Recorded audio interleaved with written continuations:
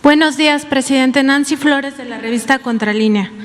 Presidente, la Corte Penal Internacional lleva 9 años analizando la posibilidad de enjuiciar al expresidente Felipe Calderón. Esto es por crímenes contra la humanidad y por crímenes de guerra sistemáticamente cometidos durante su sexenio. El Estado mexicano tiene la posibilidad ahora de solicitar a la Fiscalía de ese tribunal internacional que se lleve a cabo ese juicio por los cientos de miles de asesinatos, desapariciones forzadas, torturas, ejecuciones extrajudiciales, persecuciones, migraciones forzosas cometidas durante aquel sexenio negro de Felipe Calderón, entre otros delitos considerados de lesa humanidad, presidente.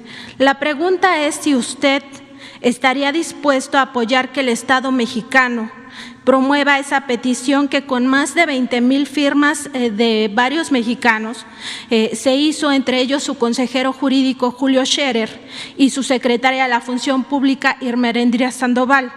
Esta petición se presentó en 2011 ante la Corte Penal Internacional de La Haya. Presidente, ¿usted estaría dispuesto a esto? Sí, yo creo que esto lo tenemos que resolver entre todos. Por eso va a haber una consulta el año próximo. Se va a preguntar a todos los mexicanos si consideran que se deben de juzgar a los expresidentes. Ya está aprobada esa consulta y todos vamos a participar. Eso es lo que yo pienso. Desde luego existen denuncias, ¿sí?, pero sería muy importante que lo decidiéramos entre todos. Esperar a que esa consulta se lleve a cabo para que todas esas denuncias puedan ser atendidas, sigan su curso y se juzgue a los expresidentes si son responsables, si así se decide, primero en la consulta, ¿sí?, y segundo, si así lo resuelven los jueces, ¿sí?, con procesos apegados a la ley. Yo creo que eso es lo mejor, en el que todos los mexicanos participemos sobre este caso.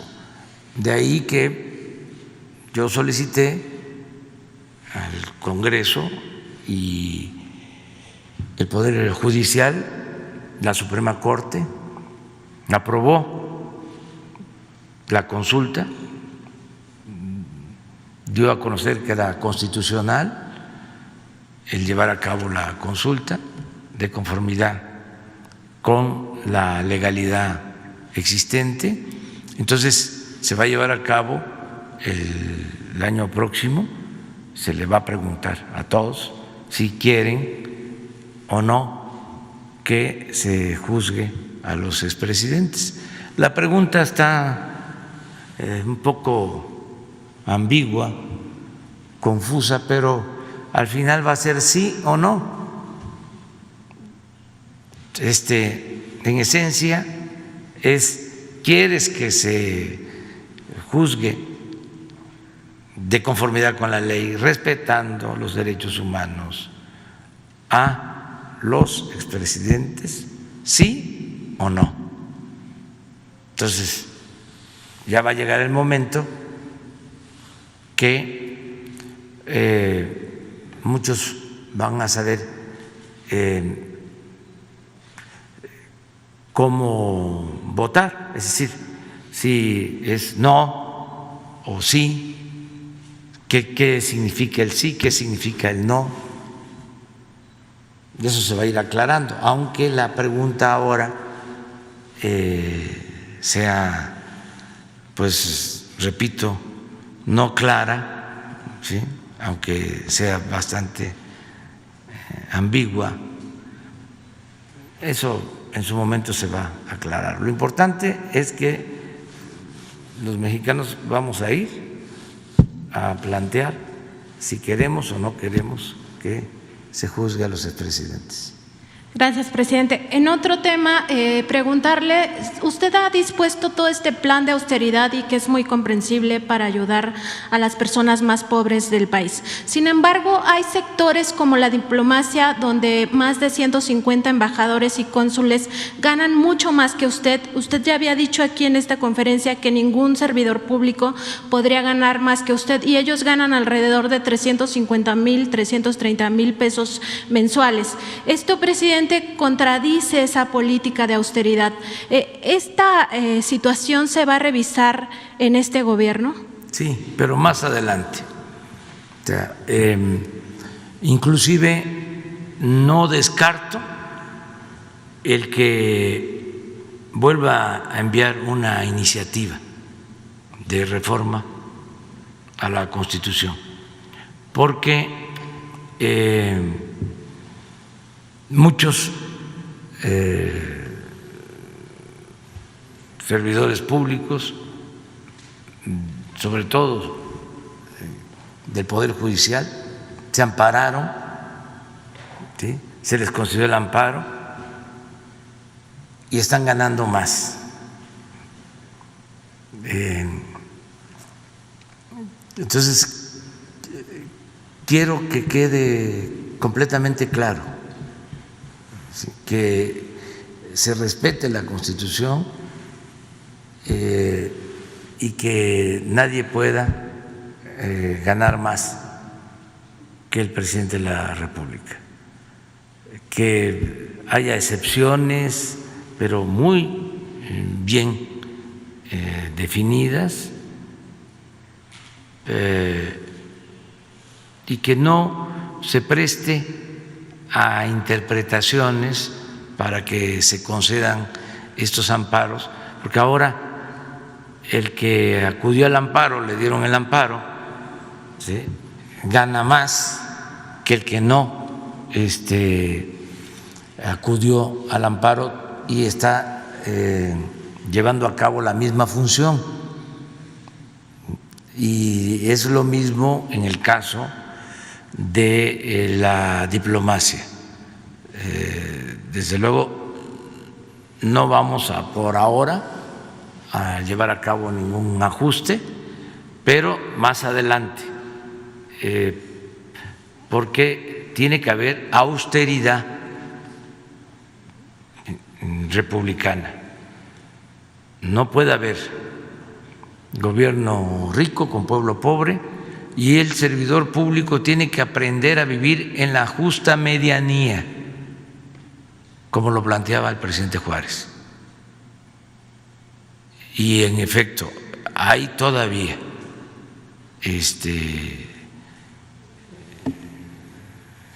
sectores del gobierno donde los sueldos están muy elevados.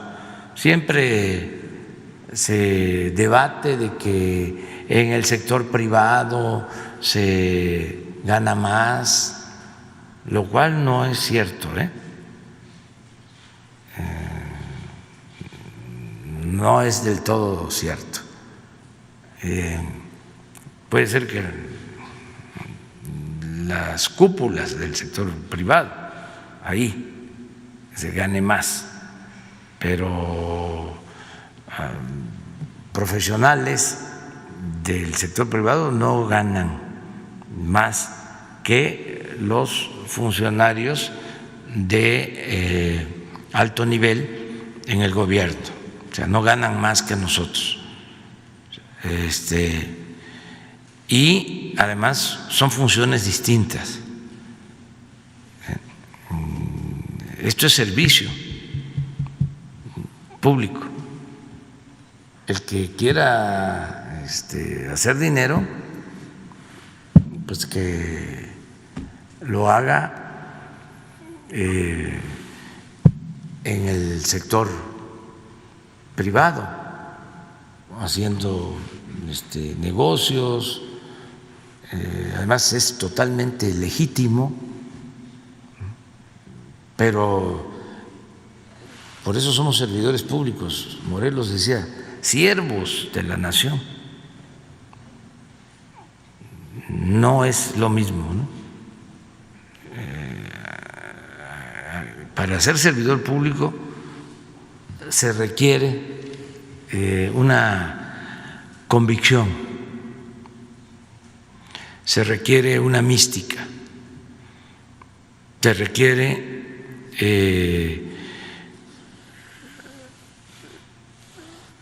aportar a los demás, servir. Es un apostolado el servicio público. Entonces, claro, se compensa, puede ser que no se gane tanto, pero el servicio público produce una satisfacción, el ayudar a los demás, que no se compara con nada, porque el ayudar a los demás, el amor al prójimo, pues es la esencia del humanismo, es la realización plena del ser humano, es lo que le da sentido a la vida. Solo lo barato se compra con el dinero. O sea, lo material no es lo fundamental.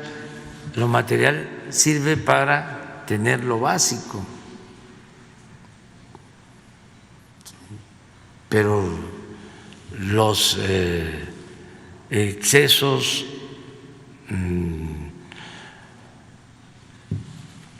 lo superfluo, eso no es importante. Claro, somos libres, ¿no? Pero cada quien tiene su manera de pensar. Hay quienes piensan que tener un palacio, una residencia particular, una casa de gran lujo, pues es lo que le da sentido, pues, a su existencia. Tener yates o tener Ferraris, o ayer hablábamos de eso, ¿no? ¿Sí? Pues sí, pero hay quienes no consideran eso importante, tienen otros valores, ¿no? Siempre he dicho también que no todo el que tiene es malvado. Hay gente que tiene sus recursos, que tiene su fortuna, que la ha hecho a base de esfuerzo, de trabajo, de conformidad con la ley, merece respeto. Nosotros estamos en contra de la riqueza malavida. Además, por lo general, los corruptos son los más extravagantes, los más fantoches. Como no les costó obtener el dinero, lo derrochan. Entonces, ahí andan de ridículos, ¿no? Pero son cosas que se tienen que plantear. Ahora vamos ya a dar a conocer la nueva cartilla moral, porque yo ofrecí que iba a haber una constitución moral ha generado esto mucho debate. Está en los 100 compromisos que hice y quiero que antes del día 1, porque ya se avanzó mucho, ya se tiene un texto, se han hecho consultas y en este mes se va a dar a conocer. O sea, no es obligatoria, no es una constitución aplicable, no, son principios, preceptos básicos para tener una sociedad mejor. Ese es el propósito, ¿no? Gracias, presidente. Y bueno, también que se revise en esta reforma todos los beneficios que además del alto sueldo que reciben les dan, porque a varios de estos embajadores y cónsules se les paga incluso las rentas de lujosos departamentos, de casas lujosísimas de 5 pisos y también incluso a algunos de ellos se les da dinero para las colegiaturas de sus hijos. Entonces sería importante que en esa reforma que se haga también se revise eso. Y en otro tema, presidente, usted había ordenado ya una limpia en la Conagua porque había funcionarios que se habían detectado que venían de gobiernos priistas y panistas. En la revista Contralínea documentamos ahora el caso de la Secretaría de Comunicaciones y Transportes, donde 27 delegados de los 31 que existen están ligados abiertamente al PRI y al PAN. En esos casos, bueno, muchos de ellos incluso se dicen contrarios a la 4T. Algunos de ellos también han sido investigados por presuntos actos de corrupción, presidente. Entonces, preguntarle si en este caso también se podría ordenar o usted estaría en la tesitura de ordenar que se revisen estos cargos y se actúe en consecuencia como se actuó en la Conagua. Sí, se está haciendo una revisión. O sea, es un proceso. Se sigue revisando. Siguen habiendo cambios, acaban de darse cambios en la COFEPRIS, que también de personas que venían de tiempo atrás, los cambios que se hicieron en Conagua, prácticamente fueron todos los subdirectores que salieron. Se siguen haciendo cambios en todas las dependencias. En comunicaciones, por ejemplo, ya hubo un cambio en Capufe, ya es una mujer la directora de Capufe, Elsa Beites.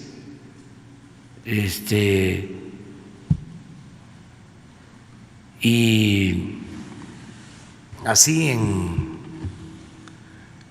otras direcciones,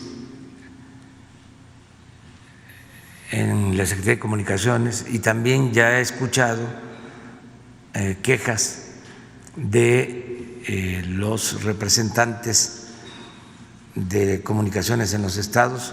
No puedo generalizar, ¿sí? Se tiene que ver caso por caso, pero sí se está llevando a cabo